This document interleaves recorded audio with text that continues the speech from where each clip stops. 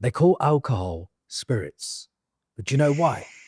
Because every time you drink, you're letting a dark spirit into your body. At first, it's a choice. But if you're not careful, after a few years, that spirit becomes possessive. A slow, quiet takeover of the person you once were until you become a ghost in your own body. If you're new here, my name's Cully, and I help high achievers overcome anxiety, feeling lost and lonely inside, and feeling not good enough by healing the inner child and regulating the nervous system. In this episode, I'm talking about how one of the world's most accepted substances is actually a battle for your soul. It's a story about the spirit in the bottle and how it eats the spirit in the man. Don't get me wrong, I used to drink a lot, and like most of you, I started in my teens. I actually stopped drinking in 2020, but not after many drunken nights and many hangovers. I'm going to get a little bit vulnerable here and share a personal story. My dad had a major drinking problem, and I witnessed the spirit of the alcohol slowly eat the spirit of my dad over a 25-year period. I remember the drunken arguments he and my mum would have. My mum locking herself in the bedroom, dad shouting, banging on the doors. Not that mum was innocent, she wasn't. She played her part in the chaos too. I'll save that for another episode. But I witnessed my dad go from a tall, well-built man to a lifeless and soulless man who eventually passed in 2016. This spirit feels like a friend. And maybe for you, it used to bring out the version of you always wanted to be. Funny, charming, free. It gives you permission to stop judging yourself, to let the mask down, to take the mask off, and to step out the shadows you've built for yourself. In a world that feels so demanding and overwhelming, alcohol feels like a warm, protective hug. It helps you relax after a long day of work, right? And it takes the edge off of things. And for a while, it works. But what you don't realize is, slowly, you are unlocking the door and letting something else in, another spirit. And that spirit is slowly, methodically changing the pathways within your nervous system. To really understand how this happens, you have to understand the battle between your nervous system and the alcohol. And it's quite poetic the way we talk about alcohol, right? We call it spirits. But early alchemists saw that the distillation process of alcohol as pulling out the essence or spirit of a substance. The word alcohol itself comes from the Arabic word alcohol.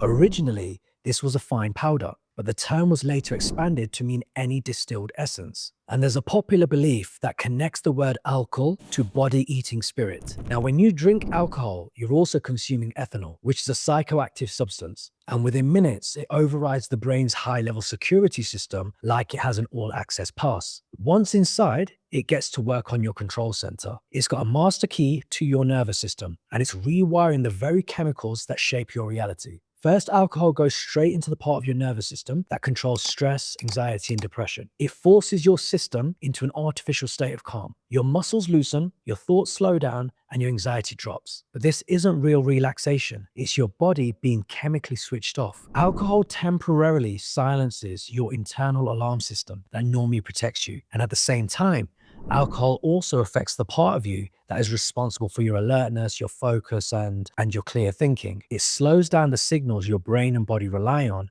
to stay sharp. This is why your reactions become slower, why your speech becomes messy, why your thinking becomes foggy, and why you wake up with blackouts or memory loss. Your entire nervous system is being slowed down at once. The stress response is muted, but the part of you that keeps you alert and grounded is also weakened, so you're not actually calm. You're actually impaired. Alcohol does not relax your system. It shakes it up and disrupts it. It shuts down the very thing that was not meant to be shut down. And that's why that relaxation or that relief or that high doesn't actually last very long, because your body isn't healing. It's recovering from being chemically overpowered. Now picture your spirit as a flame. The alcohol is smothering and suffocating that flame, your inner light. The essence of you is being eaten with every drink you are consuming, and the spirit of the alcohol is taking control of your body. One or two drinks that used to bring relaxation and a good feeling becomes 3 or 4 just to feel normal. And it's never just 3 or 4, is it? Especially in the South Asian community, we're talking bottles and bottles. And maybe it's the same in your culture too. And the scary but very real fact is that if you are not careful, the spirit of the alcohol will become a permanent resident in your body, and it will start making demands.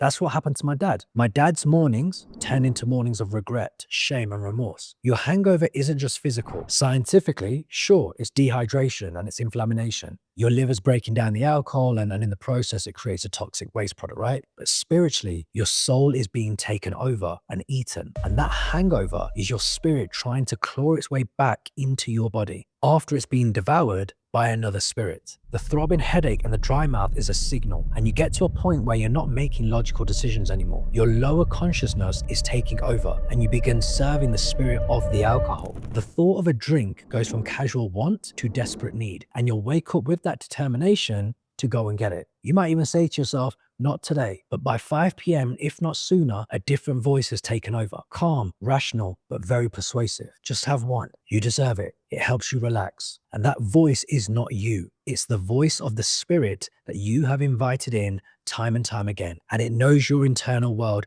way better than you do. It knows all of your excuses, all of your weak spots, so much better than you do. Your rock bottom will not be one big event. It'll be the realization that you are literally not there anymore. Some of you are on the brink of losing your marriages, your kids, your careers, and even your businesses because you are not addressing the root of your alcohol dependency. If you're watching this video or you're listening to the podcast version of it and it's making sense, it's because you still have parts of your spirit left and it hasn't completely gone. Unfortunately, over the last few years of my dad's life, his spirit had gone and he wasn't the same person or the same man. The reason you are drinking so much is rooted in your nervous system and most likely in your childhood. Heal the boy or girl within you and you'll release the need for alcohol forever. Ignore this message and we all know where it ends. We've all lost fathers, uncles, grandfathers, and brothers to alcohol.